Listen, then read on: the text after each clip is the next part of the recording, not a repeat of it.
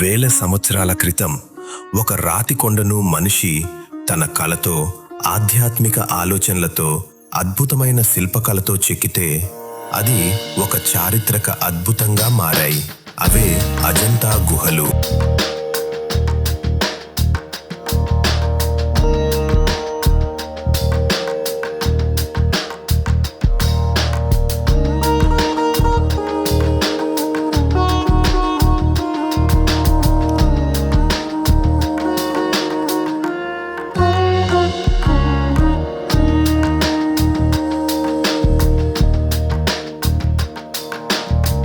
మహారాష్ట్రలోని ఔరంగాబాద్ ప్రాంతానికి సమీపంలో ఉన్నాయి. ప్రకృతి అందాల మధ్య కొండను తొలిచి నిర్మించిన ఈ గుహలను చూస్తే ఆ కాలంలో ఇలాంటి భారీ నిర్మాణాలను మన పూర్వీకులు ఎలా సాధించారో అని ఆశ్చర్యం కలుగుతుంది.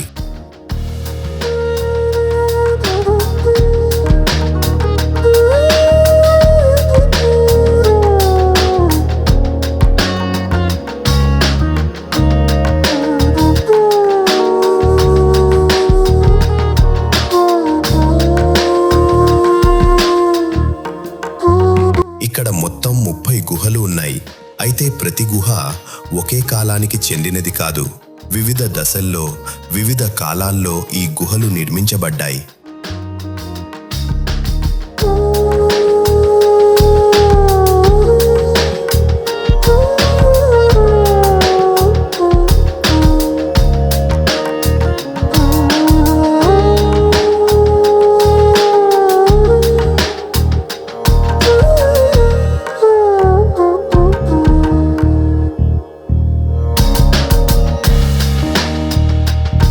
అజంతా గుహల చరిత్రను ప్రధానంగా 2 నిర్మాణ దశలుగా చూడవచ్చు. మొదటి దశ క్రీస్తుపూర్వం 2వ శతాబ్దం ప్రాంతంలో ప్రారంభమైంది. ఆ సమయంలో బౌద్ధ మతానికి సంబంధించిన గుహలు నిర్మించబడ్డాయి. మళ్ళీ క్రీస్తు శకం 5వ శతాబ్దంలో వాకాటక రాజుల కాలంలో భారీ నిర్మాణ కార్యక్రమం జరిగింది. ఈ 2వ దశలోనే మనం ఈరోజు చూస్తున్న అనేక అద్భుతమైన శిల్పాలు, చిత్రాలు, విహారాలు నిర్మించబడ్డాయి.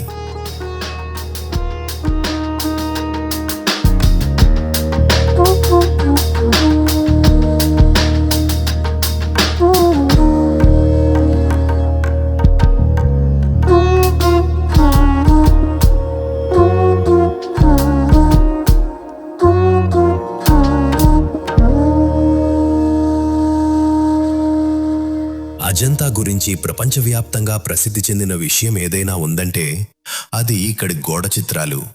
వేల సంవత్సరాల క్రితం వేసిన ఈ చిత్రాల్లో మనకు రాజులు, రాణులు, యువరాజులు, సాధారణ ప్రజలు, సన్యాసులు, జంతువులు, పూలు, ప్రకృతి దృశ్యాలు ఇలా ఎన్నో కనిపిస్తాయి.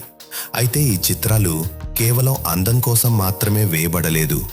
వీటిలో బౌద్ధ మతానికి సంబంధించిన జాతక కథలు మరియు బుద్ధుని జీవితానికి సంబంధించిన సంఘటనలు కూడా చిత్రీకరించబడ్డాయి.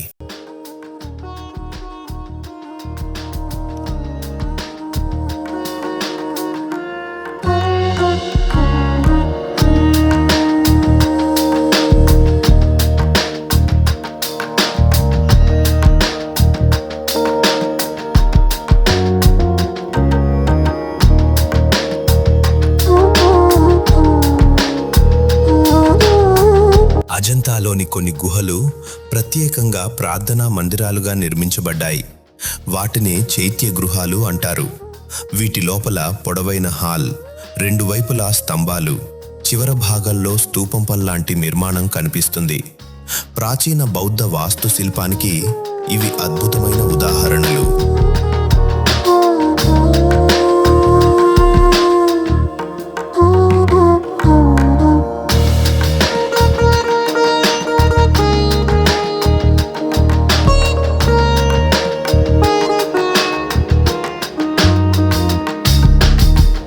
మరోవైపు విహారాలు సన్యాసుల నివాసం కోసం ఉపయోగించబడ్డాయి. వీటిలో పెద్ద హాల్ చుట్టూ చిన్న చిన్న గదులుంటాయి. కొన్ని గుహల్లో బుద్ధుని విగ్రహాలు కూడా తరువాతి కాలంలో నిర్మించబడ్డాయి. స్తంభాలపై ఉన్న శిల్పాలు, పైకప్పులపై ఉన్న అలంకరణలు, గోడలపై ఉన్న చిత్రాలు అద్భుతంగా కనిపిస్తాయి.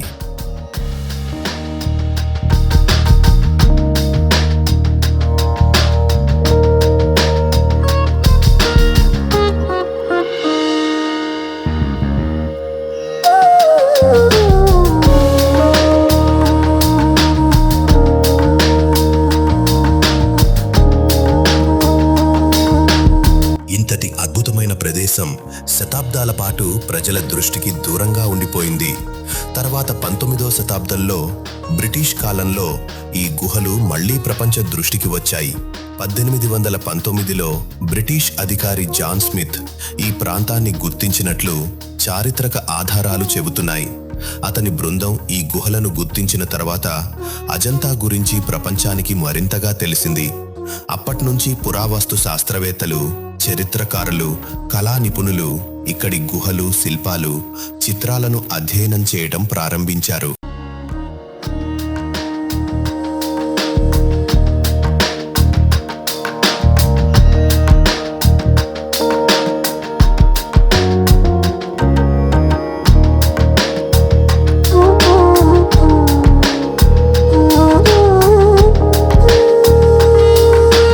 అజంతా గుహల గొప్పతనాన్ని గుర్తించి 1983లో యునెస్కో ప్రపంచ వారసత్వ ప్రదేశంగా అజంతా గుహలకు గుర్తింపు లభించింది. ఇది భారతదేశ సాంస్కృతిక వారసత్వంలో అజంతాకు ఉన్న ప్రాధాన్యతను ప్రపంచ స్థాయిలో తెలియజేస్తుంది.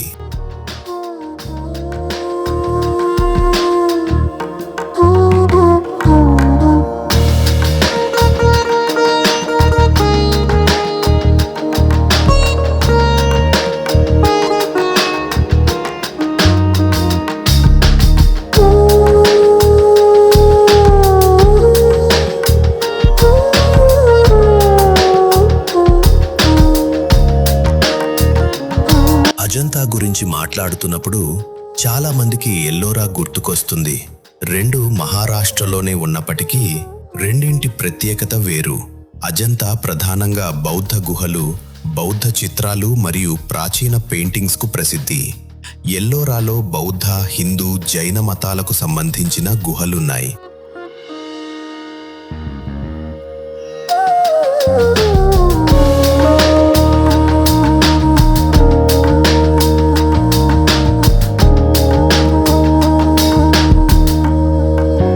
అజంతా చిత్రకళకు ప్రసిద్ధి అయితే ఎల్లోరా శిల్పకళలో, ముఖ్యంగా కైలాస ఆలయంలో అద్భుతమైన రాతి నిర్మాణానికి ప్రసిద్ధి.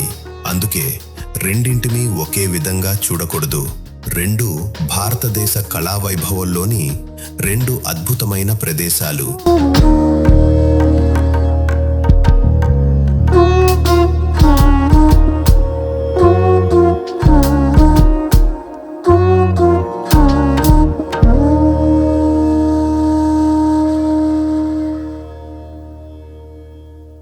మీకు ఈ అజంతా గుహల ప్రయాణం నచ్చితే లైక్ చేయండి మరియు మీ అభిప్రాయాన్ని కమెంట్ చేయండి. ఇలాంటి మన భారతదేశంలోని పురాతన దేవాలయాలు, చారిత్రక ప్రదేశాలు, వారసత్వ కట్టడాల గురించి మరిన్ని వీడియోలు చూడడానికి మా ఛానల్ను సబ్స్క్రైబ్ చేయడం మర్చిపోవద్దు. మరో అద్భుతమైన ప్రదేశంతో మళ్ళీ కలుద్దాం.